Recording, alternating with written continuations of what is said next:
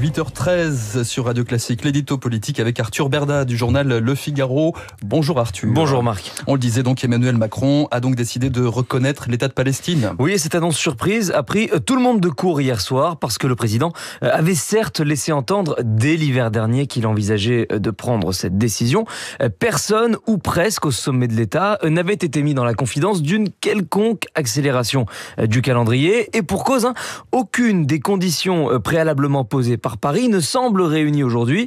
Une cinquantaine d'otages, dont une vingtaine à peine encore en vie, restent à l'heure où l'on se parle aux mains du Hamas. Hamas qui est quant à lui très loin d'avoir rendu les armes, et ce, en dépit de l'élimination par Israël de la plupart de ses dirigeants. Bref, par la précipitation de cette déclaration unilatérale, la France prend le risque de perdre sur tous les tableaux, donner le sentiment d'accorder une prime au terrorisme et de récompenser le pogrom du 7 octobre, sans rien régler pour autant à la situation humanitaire à Gaza et sans faire avancer en rien le processus de paix dans la région non plus. Mais Arthur, est-ce qu'on sait pourquoi Emmanuel Macron a pris cette décision ? Pour au moins deux raisons. La première tient d'abord à la tradition diplomatique de la France, c'est ce que l'on appelle la politique arabe héritée du général de Gaulle. C'est celle d'une nation méditerranéenne constamment tournée vers le Levant et qui entretient une relation privilégiée avec le monde musulman. Et puis la seconde raison qui en découle, c'est que depuis sa dissolution ratée, qu'il a éloigné du pouvoir, Emmanuel Macron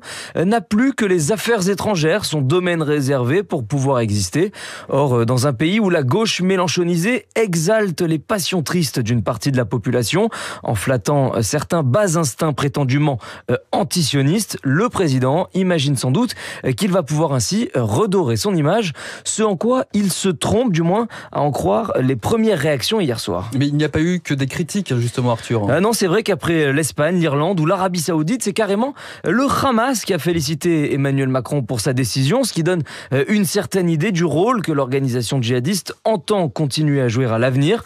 Quant à la France, les seules voix un peu enthousiastes qui se sont fait entendre sont celles de la France insoumise, et encore, comme c'était à prévoir, les amis de Rima Hassan ont tout de suite expliqué que ce n'était pas suffisant et qu'il fallait aller beaucoup plus loin en prononçant maintenant des sanctions contre Israël et, je cite, en mettant fin au génocide. Non, en fait, ce qui est frappant dans la soirée d'hier, c'est que dans une France toujours plus à droite, Emmanuel Macron, lui, est doublement allé à rebours de l'opinion. Il a écarté l'idée d'engager le bras de fer avec l'Algérie en annulant à la dernière minute son entretien avec Bruno Retailleau, et il a préféré à la place reconnaître unilatéralement l'État de Palestine, une façon sans doute de prouver que ça n'est pas par hasard que le mot renoncement rime avec le en même temps. L'édito politique d'Arthur Berda avec le journal Le Figaro. Merci Arthur, bon week-end et rendez-vous lundi.